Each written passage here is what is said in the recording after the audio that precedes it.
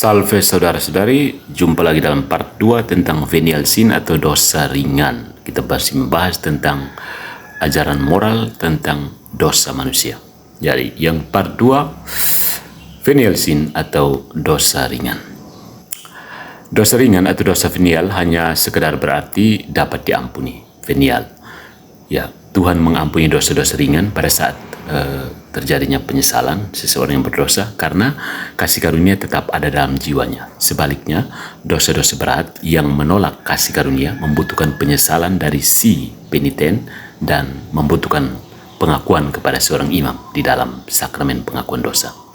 Seseorang melakukan dosa ringan dengan salah satu dari 3 cara. Ketika yang pertama, dalam masalah yang kurang serius, ketika seseorang tidak mematuhi standar yang ditentukan oleh hukum moral, atau yang kedua, tidak mematuhi hukum moral dalam masalah yang serius tetapi tanpa pengetahuan penuh, atau yang ketiga, tanpa persetujuan penuh dari kehendak. Dan karena itu, kita dapat bersalah atas dosa ringan dalam beberapa cara.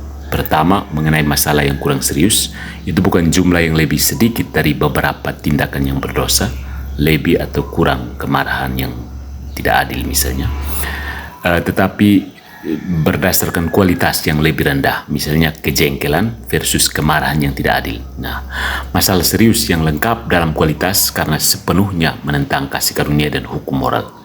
Sementara tindakan yang lebih rendah kualitasnya tidak menentang kasih karunia, tetapi memenuhi standar kasih dan kesempurnaan moral yang untuknya Tuhan menciptakan kita. Nah, kecenderungan ini antara lain keterikatan yang berlebihan, kemelekatan yang berlebihan pada hal-hal berikut.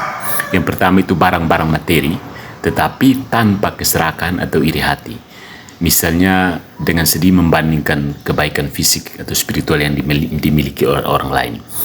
Yang kedua itu melekat pada makhluk ciptaan, sesuatu yang baik tapi hanya ciptaan saja. Misalnya manusia atau hewan lainnya punya idola, misalnya idola, tetapi tanpa penyembahan berhala. Kemudian mencintai diri tetapi tanpa kesombongan, tersinggung tetapi tanpa murka, pembicaraan yang bodoh tetapi tanpa gosip atau penyimpangan, dan sinisme tapi tanpa keputusasaan. Jadi, seseorang mungkin mengalami kemelekatan yang berlebihan pada beberapa kebaikan ciptaan atau suatu tindakan setelah berpaling dari dosa berat yang biasa dia lakukan.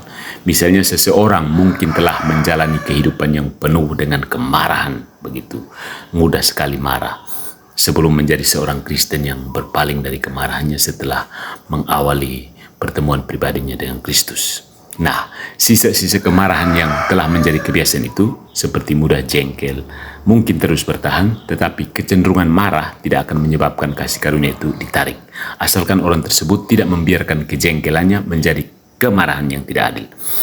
Akan tetapi, kejengkelan ini tidak memenuhi standar kesempurnaan moral, dan oleh karena itu tetap menjadi dosa ringan. Singkatnya begini, dosa ringan itu seperti dosa berat yang sudah diakui. Salah satu bentuk dosa ringan adalah dosa berat yang sudah diakui, tapi kecenderungan itu tetap ada. Dan ketika kamu tertarik untuk berdosa yang menuju ke dosa berat itu, jatuh ke dalam dosa-dosa kecil itu tanpa sengaja tahu dan mau untuk melakukan dosa itu, karena sudah menjadi kebiasaannya, jadi kadang-kadang mulai jatuh ke dalam tersebut karena tanpa sengaja, itu tetap menjadi dosa ringan.